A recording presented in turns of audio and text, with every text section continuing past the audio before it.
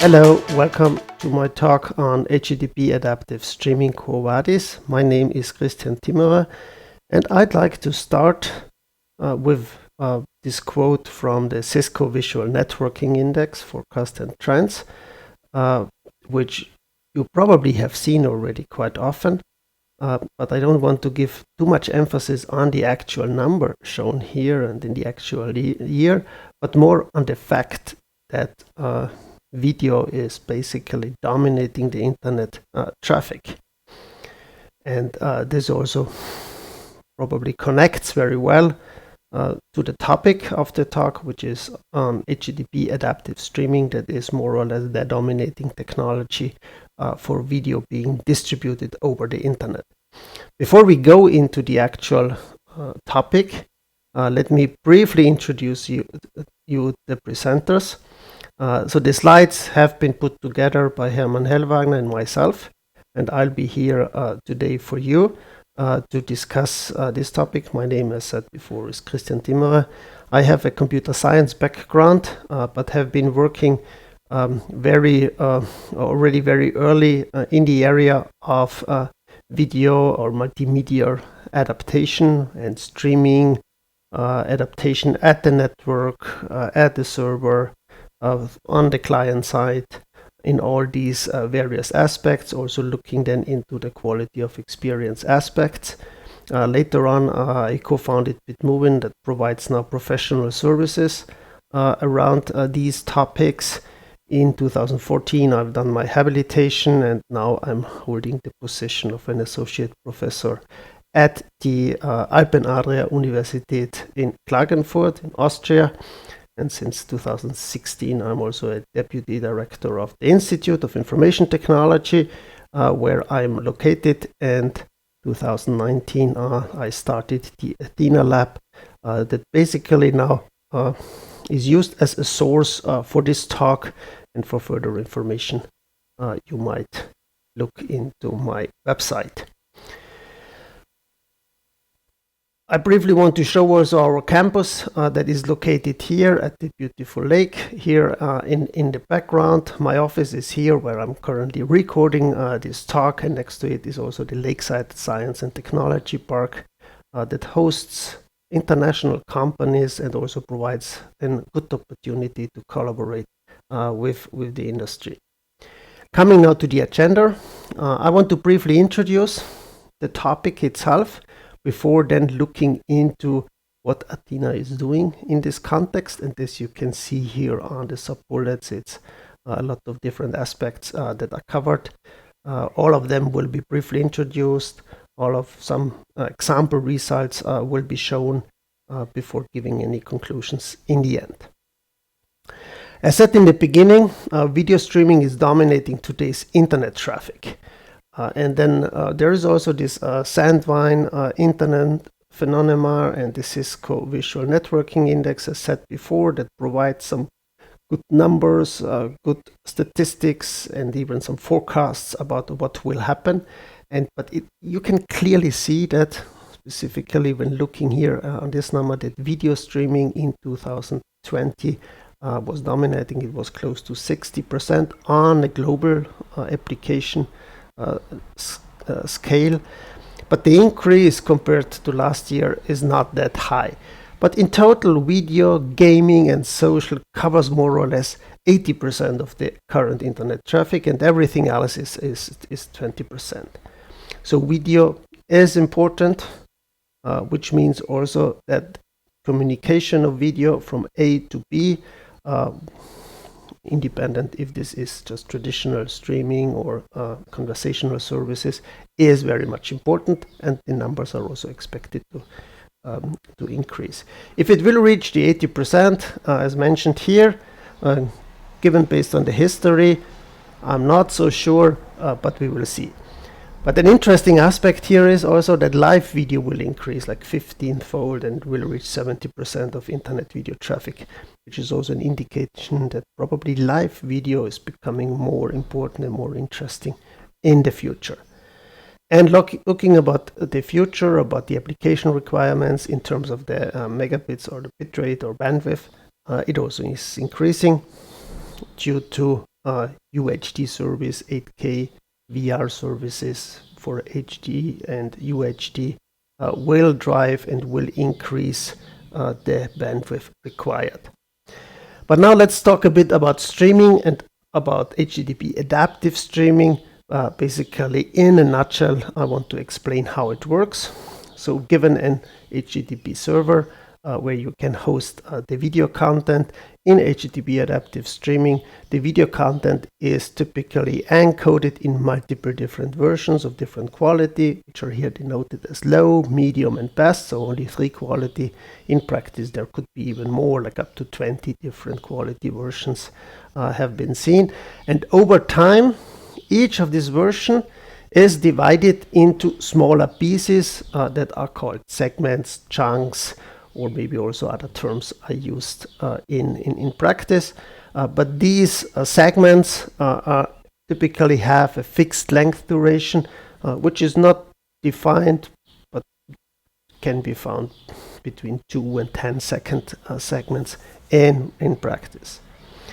And this video content is then streamed over the network, or more to say on top of the existing network, without expecting any promises from the actual network that might have a variable bandwidth, like it is the case for the current internet, and also shown here. And then it's up to the client to decide which quality version to download at which point in time. Which means that some kind of information, a manifest, is first provided to the client, and then the client can select, like shown here in the beginning, maybe start conservatively with the lowest quality version, and then in case the client sees, well, probably the bandwidth is increasing because download happens so fast, the client decides to switch up to higher quality versions, and then in case the download becomes a bit more challenging, the client might switch down to a lower quality version, realizing this adaptive streaming. So that means the adaptation logic, the way on when to download which segment is hosted at the client. It's not specified in any standard, which is then also subject to research and development. My main research topic is in the area of multimedia systems, and its challenges and trade-offs can be nicely shown with the triangle here. It has been adopted from Clara Nastat from University of Illinois at Urbana-Champaign. She presented something like this at the IEEE MIPR 2018, but it still fits today. And is divided into content, time, and quality. So with content, it basically says that the content complexity is increasing. We have traditional audio video now everywhere, and new services with augmented virtual reality or 360-degree video are already facing on the market, but there might be also others like multimodality and sensory. But in general, content is becoming more complex. Different things needs to be considered. The second aspect is time. Here specifically end-to-end delay or delay in general, or even startup delay is one aspect, and other things to be mentioned here, which means that with high complex content to achieve low latency streaming at, which is then the third point, high quality, I guess everyone can find herself or himself in a way to see where the trade-offs and where the challenges are. And quality here, basically people talk about quality of experience, previously about quality of service. Of course, the quality of content is very important here as well. People also go into the area of talking about the quality of life. That could be also considered here. Therefore, and then based on these challenges and trade-offs, in 2019 we started the Athena project, which stands for Adaptive Streaming over HTTP and Emerging Network Multimedia Services.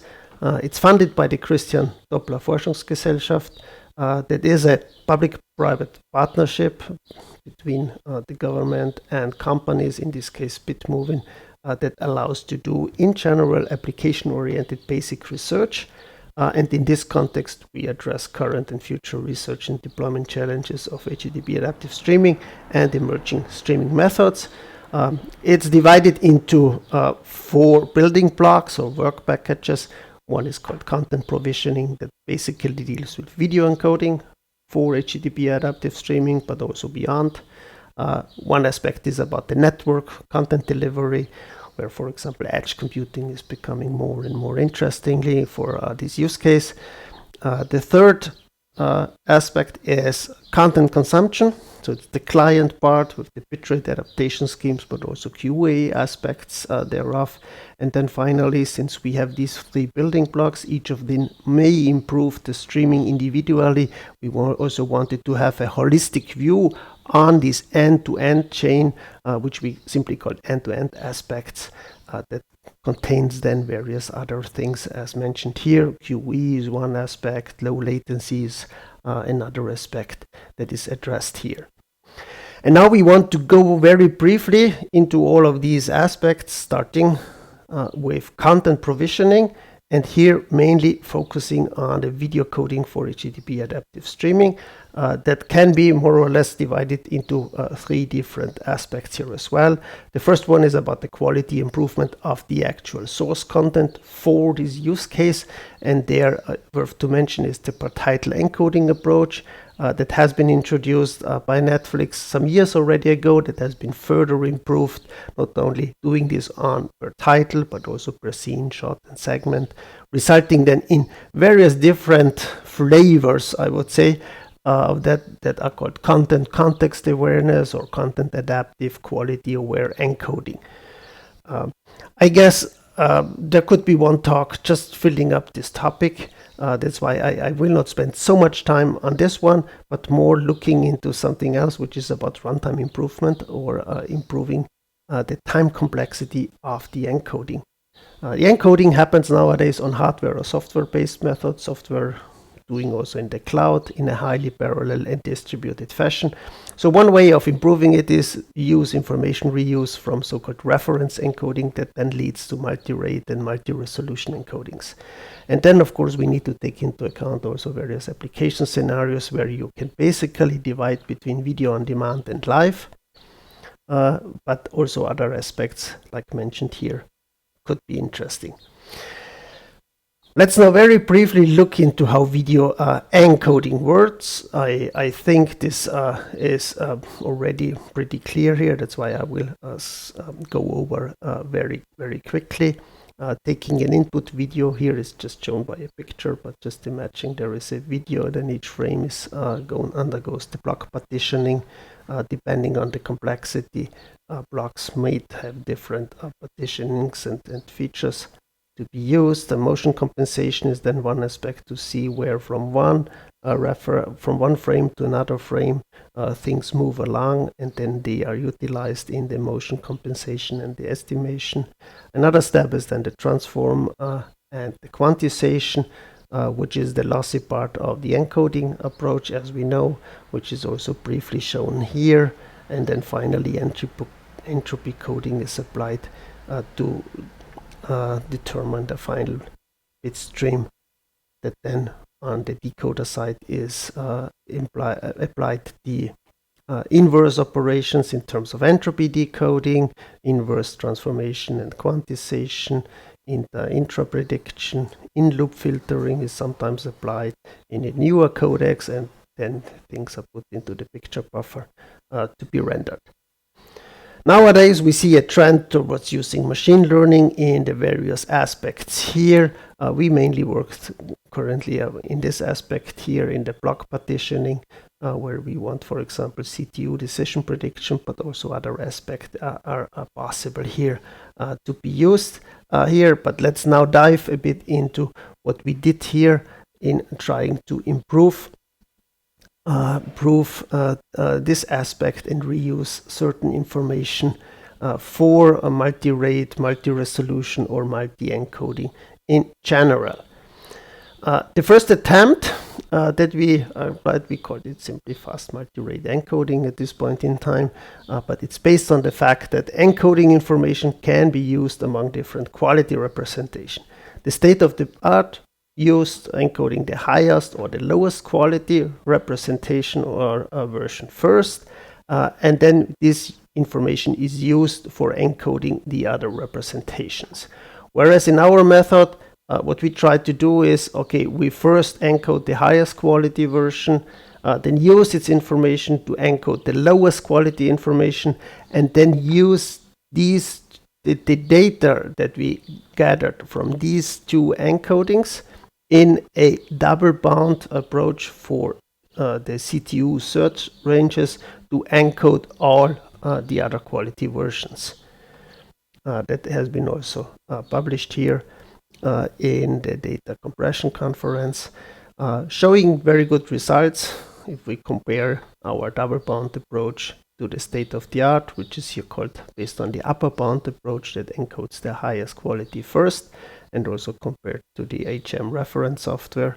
So this is done in this has been done in the context of HAVC, and then with the different quantization parameters, we could see, of course, there are some improvements with respect to the state of the art over the normalized encoding runtime. But one aspect that is still not addressed here is encoding the highest quality version, which could also take the longest time and which could be a bottleneck. And that's something we try to improve because the parallel encoding we thought is still problematic here. So instead of taking the highest or the lowest quality version, we experimented with approaches that try to encode a so-called middle representation or middle quality first, and then take this information to encode all the other aspects, the other representations in this context, and then we realized that okay, that like the middle representation here first didn't improve much compared to HM, but this so-called bottleneck representation with the highest quality showed that our approach was able to improve the encoding runtime, and overall was also showing an improvement compared to the state of the art, which just encodes the highest quality first. Most of this work, or this work, was done based on reference software. We then also looked into the same approach and to see how we can apply this with a more production grade encoder. And here we took the open source X265 encoder because that is used in production in various products. And then we combined multi-rate with multi-resolutions, and then we simply called this fast multi-encoding. We also looked into the state of the art because in X265 there is already some basic features where encoder analysis sharing method is employed already, even quite recently. We also looked into that, and then we defined various different algorithms that basically takes into account reference encoding. So here we have combined single and double bound approach with respect to different resolutions and different bit rates to reuse this information for other representations as shown here. So that's the final algorithm 2, for which also we could see that the state of the art results unfortunately in a very high improvement in terms of the encoding time. So encoding time improvement of 80% has been achieved, but unfortunately the quality is impacted. And with our approach, we were able to come very close to the state of the art, but with a reduced impact on the PD rate with respect to PSNR and VMAF that has been shown here. And also we looked into, like, for only multi-rate algorithms using a similar approach, where we also get better approaches compared to the state of the art with single and double bound approaches, and also with respect to what is actually included in X265. Coming back now to the reference software, we also tried to apply machine learning for multi-rate and multi-resolution encoding, which we called FAME-ML. So we use machine learning to encode the dependent representations. The state of the art, it uses a CNN to predict CPU depth decisions, and in the proposed method, we train the CNN with encoding information obtained from the reference quality, the lowest quality in this case, because the lowest quality is easier to encode than the highest quality, and then use this decision to encode dependent representations. And we train different CNNs for different QP targets. So this can be shown here. So the reference encoding has been used, and then we trained the CNN, but only for focusing on parallel encoding. So only apply this basically for the bottleneck situations. And then for others, we did not apply this because, of course, using training CNN is costly. So we did not do this for everything, but for the highest quality, we were able to substantially decreasing the encoding runtime without sacrificing, of course, the quality. And overall, also showing a better approach than the current state of the art that is used in this area. The next step was then also to apply this for multi-resolution, to train the CNN with the encoding information obtained from the reference representation, in this case the highest quality from the lowest resolution, and use its decision to encode dependent representation. Of course, that requires a bit more work here, and we try and experimented this with different resolutions, and for each resolutions we have different quality versions with the CNN trained here from the different QP target points and showing an improved runtime compared to the state of the art, which finally has been published here in the IEEE Open Journal of Signal Processing in a special issue related to this task.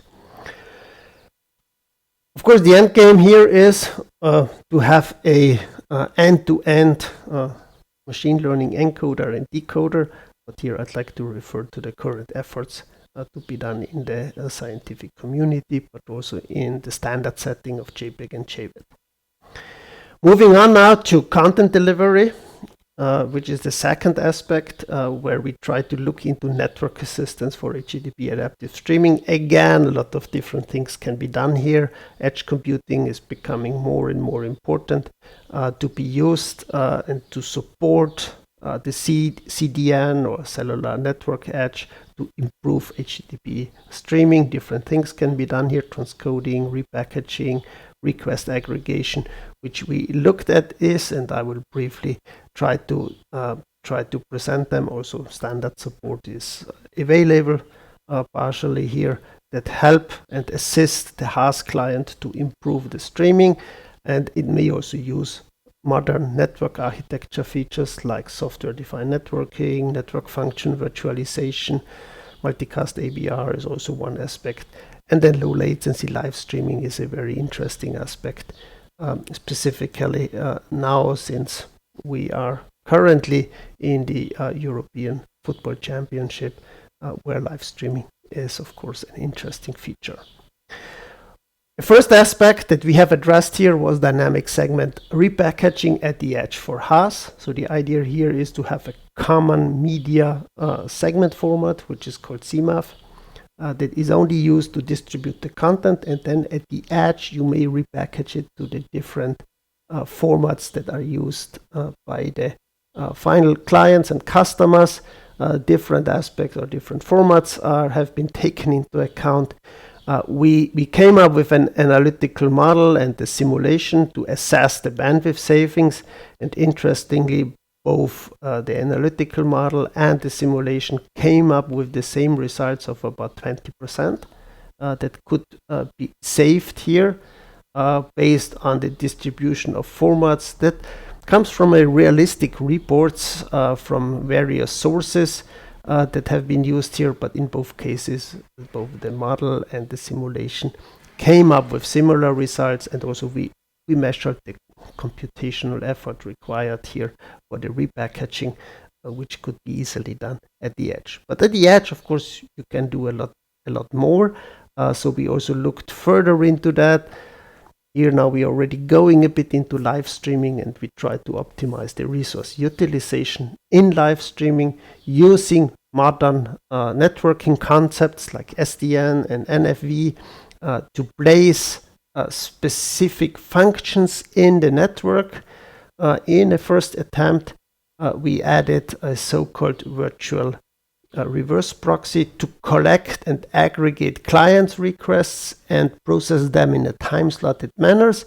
And another one is called the virtual transcoding functions that are placed into the core network. Later on, it's also moved closer to the edge to perform transcoding of segments to what is actually requested by the clients. An optimization model has been approved and proposed, and an heuristic algorithm has been deployed. And then we compared this with like a standard multicast ABR solution in our approach, which is called OSCAR. Different things have been tried, having the virtual transcoding function in the core and then moving it closer to the edge, resulting in different results. We looked this also from a traditional usage with AVC or scalable video coding in different setups, which are realistic, also in terms of the resolutions. And our evaluation results basically shows not only for our approach a lower bandwidth usage, also with different request sets that are shown here. Our approach, the heuristic, and then the based on the optimization model, always shows a better results compared to state-of-the-art in terms of multicast and unicast solutions for both SVC and AVC. We then further tried to expand this evaluation with more clients in a more realistic scenarios, in this case with up to 60 clients. We call this then ESHAS, that has been only recently published, actually will be only published at NOSTAF in September, which is an S-Edge and SDN assisted framework for HTTP adaptive streaming. Again, VRPs are used, but in a more realistic scenario with a lot of different clients. And then we also added this feature on top of existing adaptation algorithms. So most of these improvements that we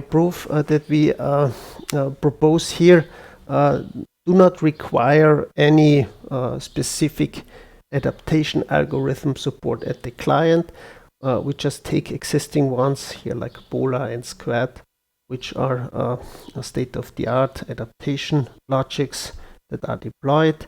And then we also compared this with Saber, which is a related work and which we try to improve in this evaluation. Now let's move a bit into the content consumption and end-to-end aspects, which basically addresses player adaptation logic and quality of experience. For the first part, bitrate adaptation schemes is important. That can be divided into client, server, network-based and hybrid adaptations. Newer versions also machine learning-based adaptation logics. This topic is also interesting in terms of application and transport layer enhancements with respect to new protocols, HTTP2 that is still based on TCP, and HTTP3 that is based on QUIC, but also proprietary formats, and low latency is a very interesting aspect here. A third aspect in terms of content consumptions is the actual client playback improvements, like user-aware playback or content enhancement filters at the client. Super resolution is becoming a hot topic again. And finally, the quality of experience is, of course, something that we want to improve. And here probably objective, subjective quality assessments, models, and analytics is needed. Let's have first a look into the available bitrate adaptation schemes. And here I want to refer our survey on that clusters it into client, server-based, and network-assisted adaptations and hybrid adaptation approaches.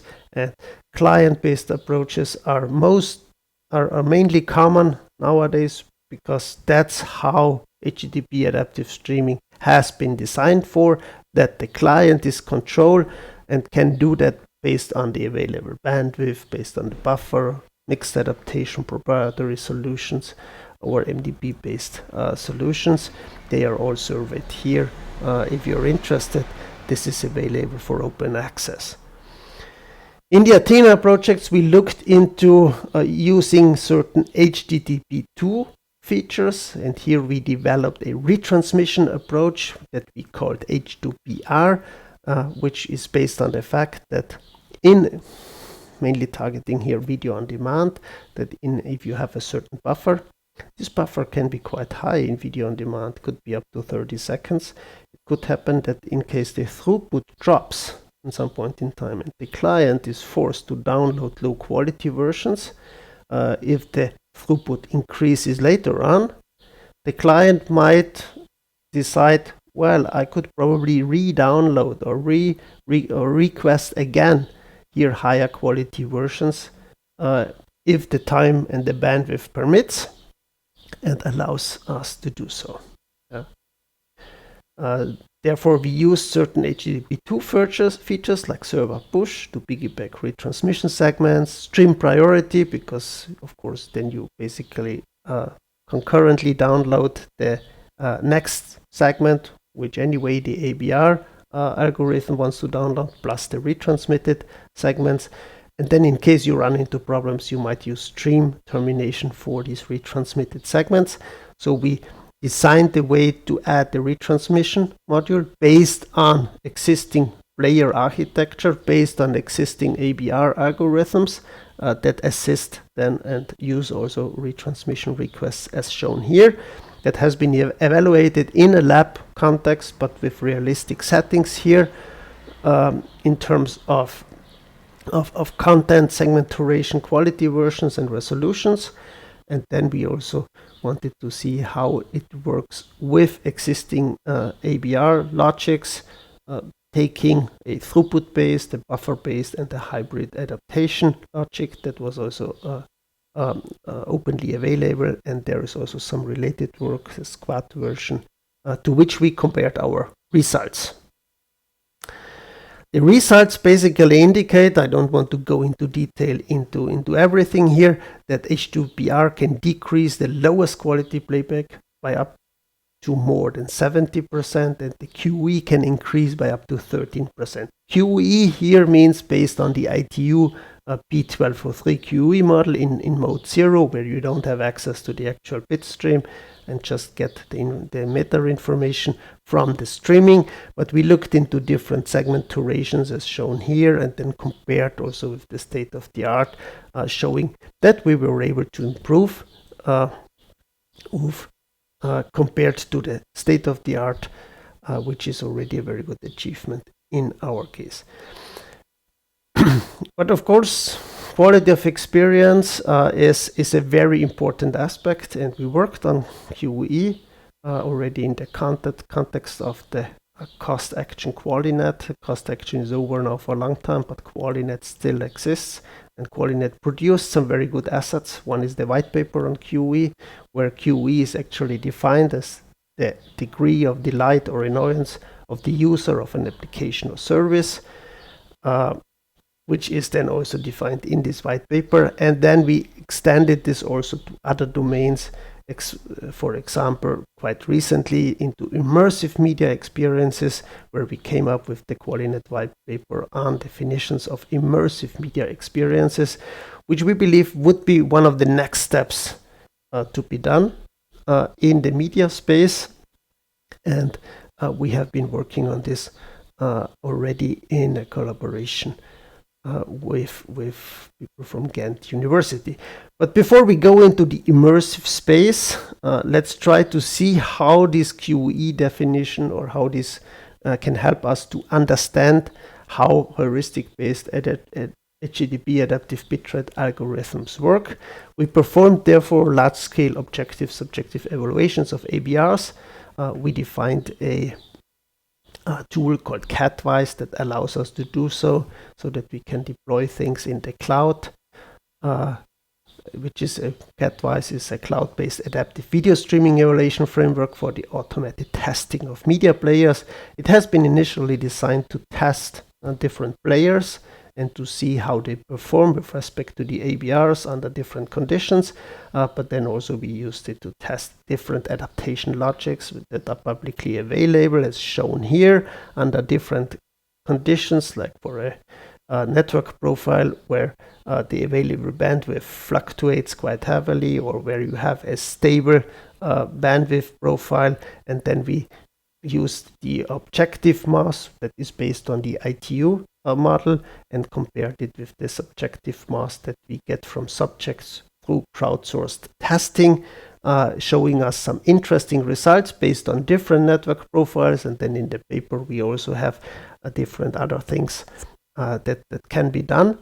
And then in NOSTAF 21 paper, more details are provided to see how which factor impacts the quality most, but that's just the very first starting point. We are further looking into various aspects here, because with Quo this allows us to do this quite easily. And then finally, I'd like to very briefly also highlight the work we have done in the immersive space, specifically targeting adaptive point cloud streaming.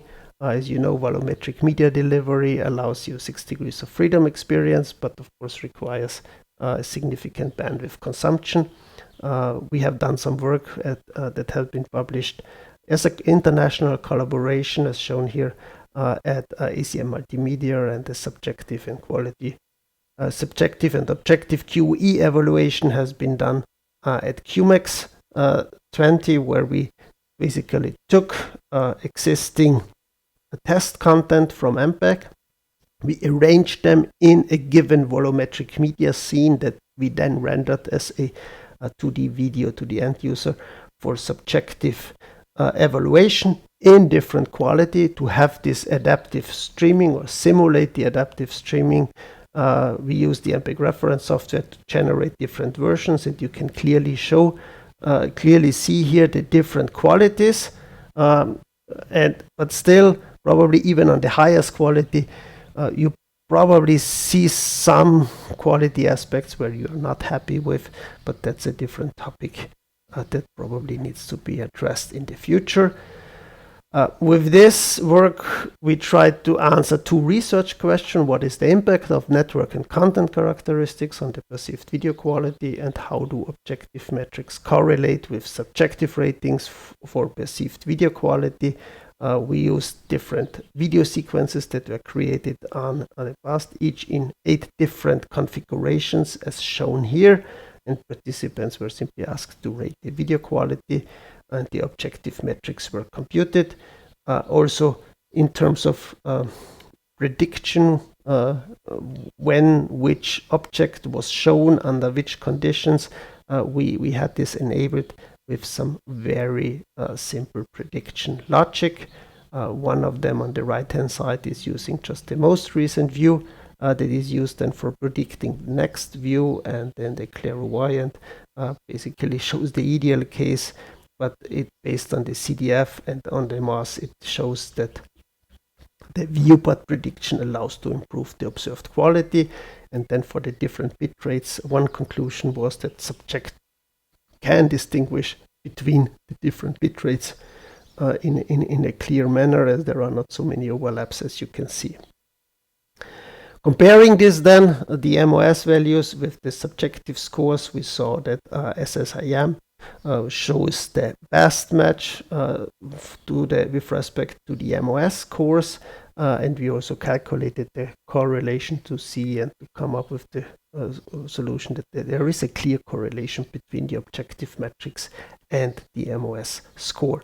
But that, of course, was just the very first test. Further results are discussed in the paper.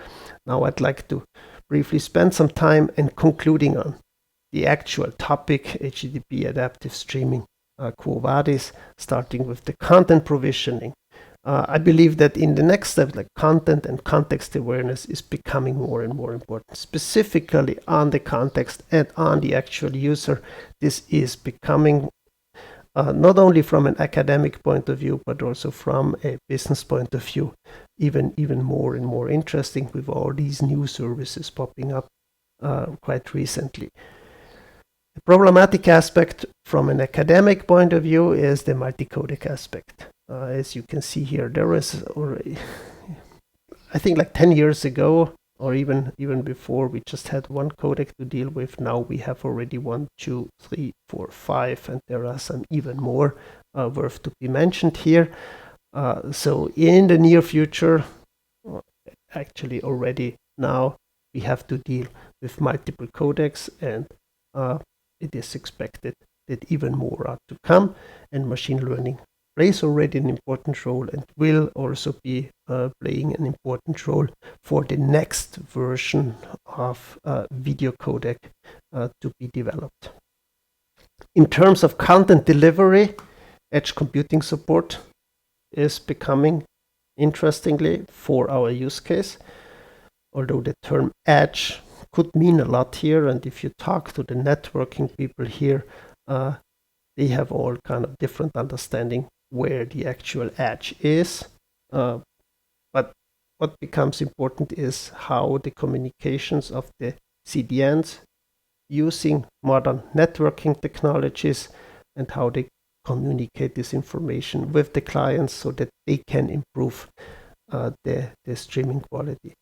And low latency or low delay, specifically in the context of live streaming, requires dedicated network support, which is a highly challenging task, specifically for providing scalable resolutions for millions of users. In terms of content consumptions and end-to-end aspects, all these client-side content improvements are becoming more important, because also the client side is able to do more computation, maybe apply super resolution at the client to improve the quality. Not only super resolution, but other things could be considered here as well, but also machine learning is becoming important here, specifically with respect to application transport layer enhancements what we will see more and more to come in the future.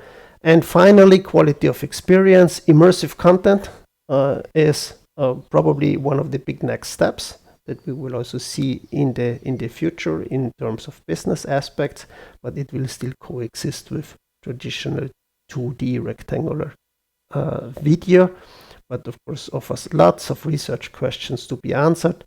User-aware playback, because users are watching this in different contexts, in different conditions, so this will become also more and more important, which then require always better and new QE models, and how they can be incorporated into analytics products is probably an interesting aspect. Finally, I'd like to thank and acknowledge the Athena team who helped me to put together this set of slides, and together with Hermann, I think and I hope we created a very valuable set of slides for you to work with. Also, I'd like to thank our collaborators that helped and worked with us on these papers. I'd like to say thank you for your attention, and I'm happy to take any questions or comments. Before then, we can go to the lake, which, as you can see here, although it's only written in German, it's only about 809 steps away from where I recorded the video. Thank you very much, and bye-bye.